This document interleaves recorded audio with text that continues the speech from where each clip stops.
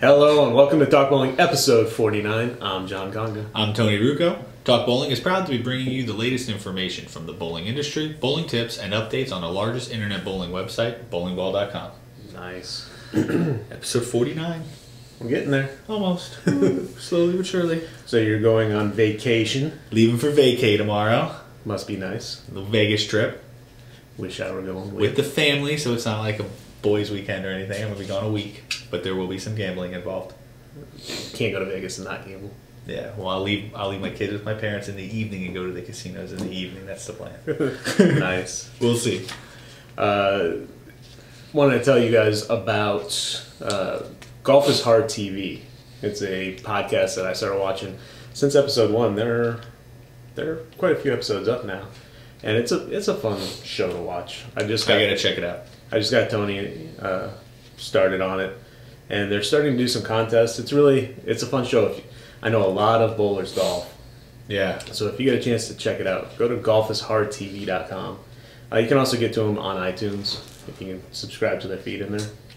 And if you do watch it and like it, leave a comment on 49. I'd like to see how many people kind of check that out. Yeah, we're kind of interested if there's a little bit of how much of a cross promotion, I guess you would call it, or whatever there may be with them. Much. A lot of us, it does seem like a lot of bowlers golf. It seems like what we do.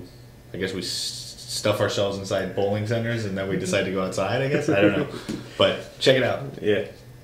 Been fun. If you watch the Masters coming up, I think April 11th. Yeah, that weekend. If you watch on that day, right after the Masters, there'll be a questions put up, or they're doing some sort of contest. They're giving away a stiletto ball tool or repair tool. So they're doing some fun things. Check them out. Golf is Hard TV. And then for our show that we're actually doing now, I guess we should get going on here. I guess so. Yeah. What's the show again? Talk Bowling. Oh yeah, we should be talking about bowling, not golf. I'd rather do a golf show, really. Can we revamp? Yeah, can we give them a little run for their money? We'll see. All right. They're probably better than us. First question. All right, we got questions from viewers. He is a pro. Oh, yeah, he's definitely better than us. Mark and Dave. Dave's a they're pro. definitely better. Yeah. You know, if you're a pro, it'd be better than us. No. All right. First question is from Kevin A. And his question is, I have a question about the oil patterns. Why do bowlers say, I've pushed the oil down? What good is pushing the oil down? Because when the bowlers said that, we were bowling on drier lanes.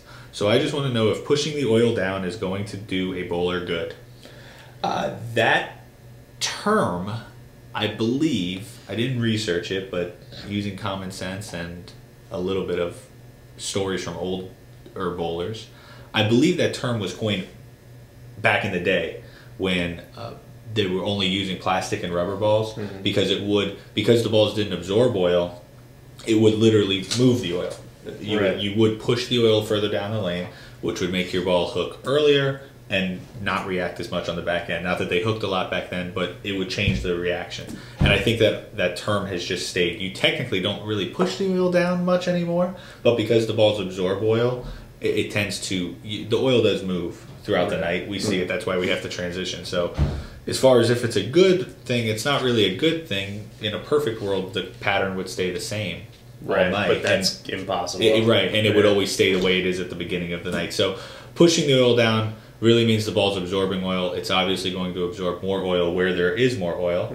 And there is some transfer. It doesn't absorb every single bit of oil it touches. So I don't know that I would say it's not a good or a bad thing. It's just part of what we have to deal with as bowlers. That's the invisible conditions that you can't see, and you have to deal with trying to and it figure does, out where you're playing. It does move around, and sometimes it moves quicker. Sometimes you'll see people take sanded balls and throw them in a certain part of the lane to try and open up a part of the lane. They're not really pushing the oil down. They're trying to absorb some oil and open up the track area a little bit for them. So. Right. They're more trying to dry out some of the... Yeah, they're trying to just get a place where they can get the ball to and know it's going to react. So it's a good question, but we don't technically really push the oil around much anymore. We absorb more of it than we push it around. Right. So people just use that term still. And that's all the reason to clean your bowling balls. Clean it as much as you can. Bowlingballcom microfiber towel does the trick. There you go. Our second question comes from Bill F.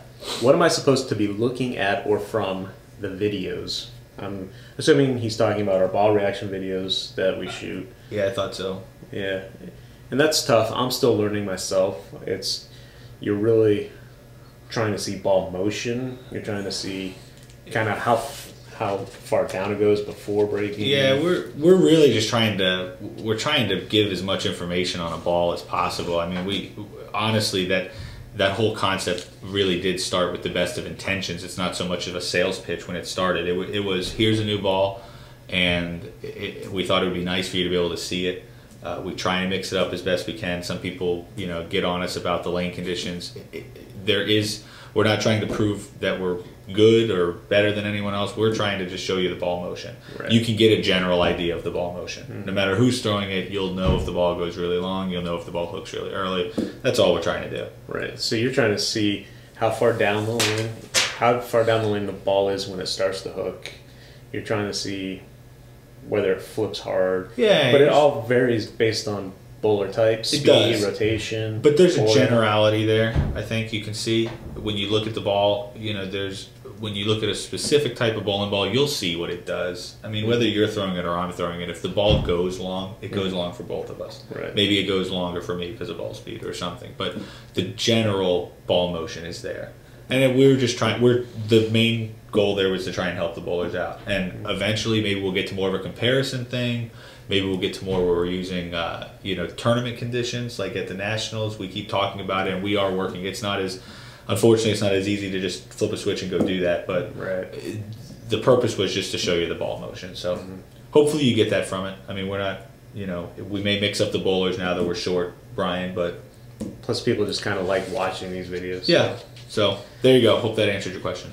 Alrighty, starting at less than $5 a month, web hosting from GoDaddy includes 99.9% uptime, 24/7 support, and free access to the GoDaddy hosting connection, the place to quickly install many, many free applications. I'm not even going to go into the list because there's plenty of them. Look at you. If you're looking to start any sort of website, if you want to start a bowling blog and write about bowling, this would be a great place to go. Get a domain. They will host the site for you rather cheaply. Use our promotion codes to save money. You can use Bowl 8, 9, or 10, Bowl 20H1, or Bowl SSL. They've got tons of different promotions going. To get a complete list of the codes and what they actually give you in discounts, go to talkbowling.com and you'll see an affiliates drop-down link and click on GoDaddy there. And let us know if you start a site using one of our codes. We'd love to see it, and we'll talk about it. Sure. Some restrictions apply. See site for details. Get your piece of the internet at GoDaddy. Very nice. Now he's going to tell you about a correction to last week. I miss a week, and everything goes all kinds of haywire. I'm sorry, my fault. I don't know. I didn't actually even look to see what the answer we gave was. Michelle Feldman. Okay. The correct answer technically to the first woman to bowl a televised 300, is Ritsuku Nakayama on August 21st, 1970. There were a few people that got it right. Congratulations. John messed up. In my defense, I did text Tony. He did. What's the answer? I need to know. We're about to shoot. I was sunning myself at the time, so I couldn't answer the question. Yeah, that's what you're doing. So there you go. There's the correction. If you thought we were wrong, you were right. And if you thought we were right, we were wrong. Yeah, I like it. Now the answer to last week's question. What bowler holds the record for the highest and the lowest game ever bowled in a televised PBA match? Yes, and a lot of people got this one right. Yes. And it was Steve Jaros. 1999 Chattanooga Open, he bowled a 300. And in the 1992 PBA Brunswick Memorial World Open, he bowled a 129. So, ouch. Yeah, I guess he just kind of got the best of both worlds there. Yes, that's, well, I don't know if that's the best. Well, he got mentioned on Talk Bowling. Well, that's if he didn't bowl 129, he wouldn't have got mentioned. That is true. Michelle Feldman, man, got mentioned again. Probably. Just because. If you don't know the answer, just throw her name out there. That's right. All right, this week's question is, go ahead. In what country will you find the largest bowling center, and how many lanes does it have? Check it out. Yes. That's going to be a good one. Leave your... I'll throw this in before you go to closing.